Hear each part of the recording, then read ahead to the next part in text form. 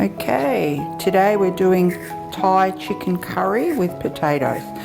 Peel the potatoes first. This is where a kitchen hand comes in handy. All the peeling for your kids. Beautiful. Right, now we're going to chop them into chunks. Just easy.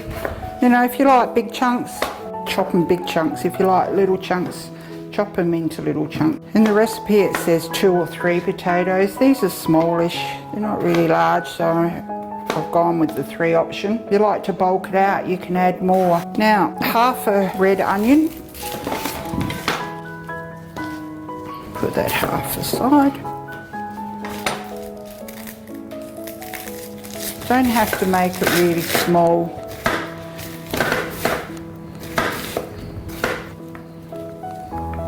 Now your tomatoes.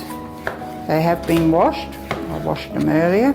I always find truss tomatoes have more flavour, but it's totally up to you. If you've got some beautiful ones growing in your yard, they're even better. Make sure you have firm tomatoes because otherwise they go all mushy, and you want a little bit of the colour showing through in your curry when you do this. Right, now I'm just going to wipe this down. The ginger.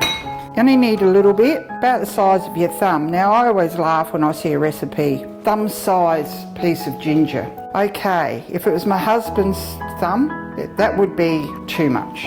If it's my grandson's thumb, not enough. Even my thumb, I've got no idea why they call it thumb size, and they expect everybody to have the same size thumbs, I suppose. Just go with the flow, cut off a chunk. Easy way of doing your ginger, peeling it with a spoon. Just scrape it along. And this is lovely Australian ginger. This smells awesome. Love the smell of fresh ginger. Okay, with ginger you need to grate it. So we've got one of the fine graters here. Also, I'm not doing it directly onto the cutting board. You can do it onto a plate or a bowl or whatever. But what makes it easy, if you do it on a piece of baking paper, it's not so hard to, you know, scrape, get it all up off the board. But just grate it. Really, if you don't want to buy fresh ginger like this, you can use, you know, in the jars you get the minced or grated ginger, as long as it's a fresh one. Really need the fresh ingredients for this sort of dish.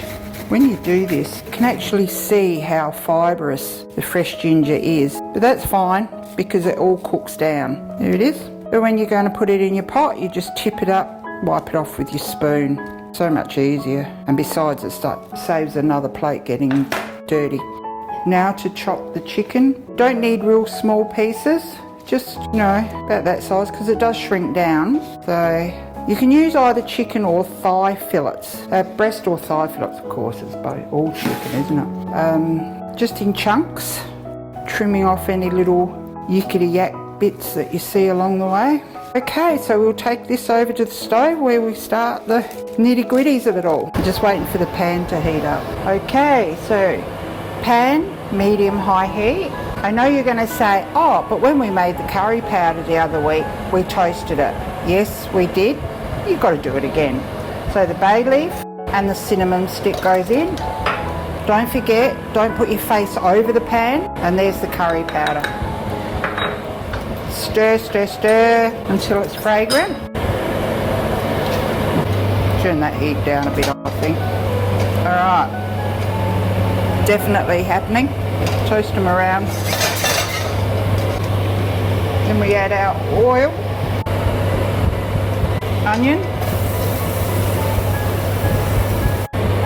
garlic, ginger. See how easy that is to get it in your pan?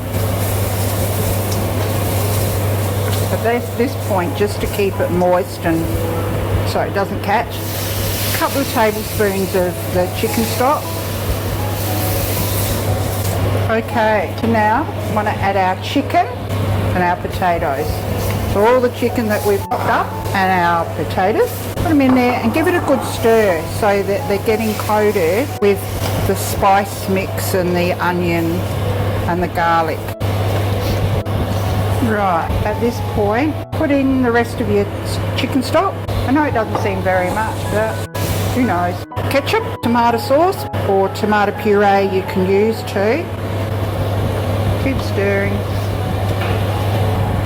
Just make sure that it's really well stirred in. You can see the chicken and the potatoes are beautifully covered in that mixture. Right, now coconut milk. Tip it in. Coconut milk, fish sauce,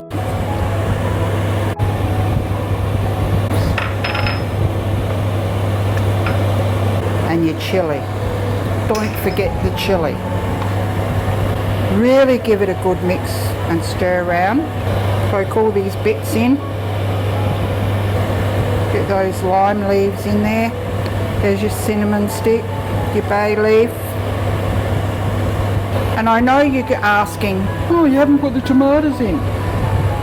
Really a good idea. Don't put the tomatoes in until towards the end of your cooking time. Tomatoes actually have some sort of chemical reaction with potatoes that will stop the potatoes from going soft as they're cooking. So you need to add them towards the end of the cooking, about 10 minutes or 15 minutes. So, alright, just give that a whack. We're going to bring it to the boil. Turn the heat up a bit because I'm impatient. Once it hits the boil, then you turn it down around the edge. It's just starting to bubble. See it? See that? Starting to come to the boil.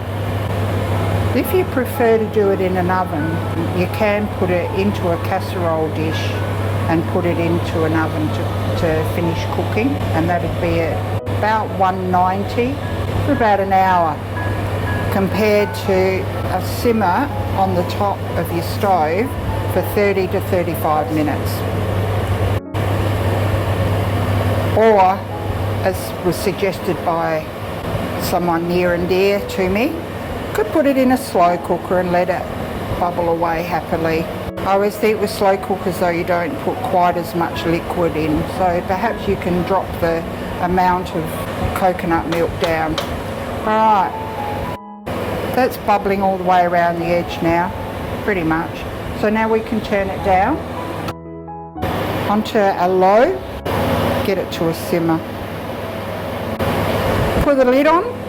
And we're going to leave it for 30 minutes, and then we'll come back, make sure the potatoes are soft and the chicken is cooked through, and then we can add the tomatoes that are sitting here going to be waiting to dive in.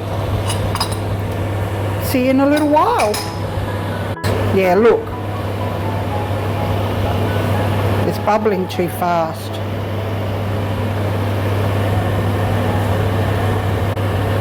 Smell the lime leaves. Okay, time to put our tomatoes in. Whoa, oh, smell the lime leaves. Just test your spuds. Still a little bit firm. Having said that, you do want to have a bit of bite to them. You don't want them to be all mush in your mouth. Give it a stir around. Personally myself, I've got this urge to put green beans or a handful of frozen peas or something. But it's like I say each time, this is just to give you ideas. This is a basis. You could add what you want.